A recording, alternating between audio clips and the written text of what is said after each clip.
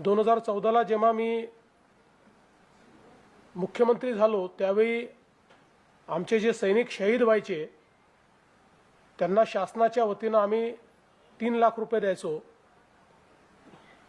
खरं म्हणजे शहीदांच्या जीवाचं मोल हे पैशात करताच येत नाही, पण त्यांच्या कुटुंबाला आधार मिळाला पाहिजे या दृष्टीनं पहिल्यांदा ते मी मुख्यमंत्री असताना 25 लाख रुपये केले आणि त्यानंतर 1 कोटी रुपये हे आम्ही सैनिकांना देणं सुरू केलं, त्यांच्या परिवाराला देणं सुरू केलं।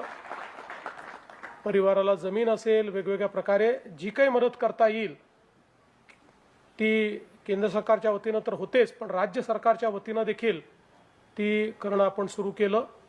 आणि मला अतिशय आनंद आहे की आत्ताच आपण ज्या सैनिकांच्या पाल्यांनी उत्कृष्ट असे मार्क्स मिळवले, ज्यांनी चांगलं काम केलं, त्यांचा सत्कार या ठिकाणी केला आहे।